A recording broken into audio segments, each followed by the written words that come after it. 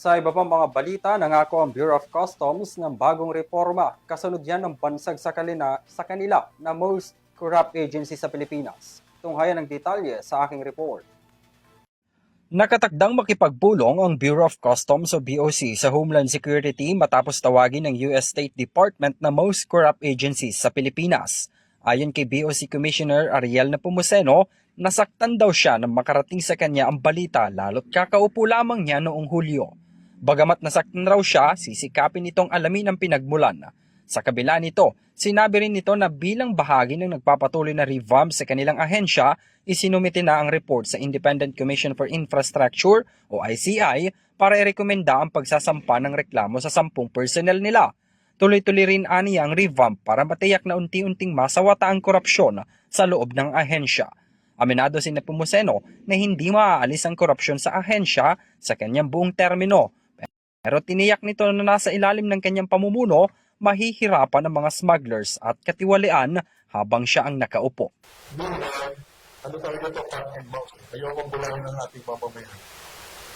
Hindi ko wala ipangako na matitigil ang korupsyon o smuggling.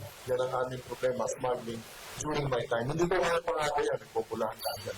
Ang aking pangako, magiging napakahirap ng smuggling habang ako kumisikat. Yun ang aking pangako. Until ma-fully automate natin. Kalakip nito, nakausap na raw niya si Pangulong Bongbong Marcos at inilatag ang mga reforma sa BOC, kabilang ng modernization at full automation para maiwasan ang mga katiwalian. Kailangan na namin ang tawang sistema, ang tawag na natin, whether you like it or not, pag automated yan, wala ka na magagawa. Wala nang korupsyon yung pagagawa natin.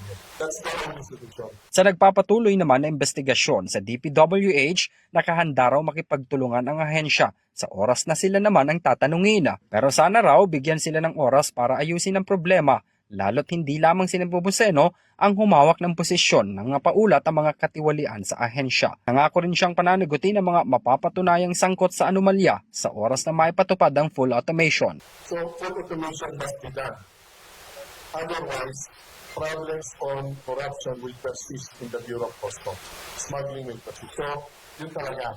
Bigyan ko naman panahon, mawawala natin yung magkaroon ng investigasyon. Subalit ang investigasyon naman, yung mga nakaraan, hindi ko naman panahon yan, ako'y umupo dito July lang. Pagbigyan mo na ako na kami mismo ang magpanapot sa kanila. Para sa EuroTV News, ako si Henry V. Nicolas, sumasaludo sa bawat Pilipino.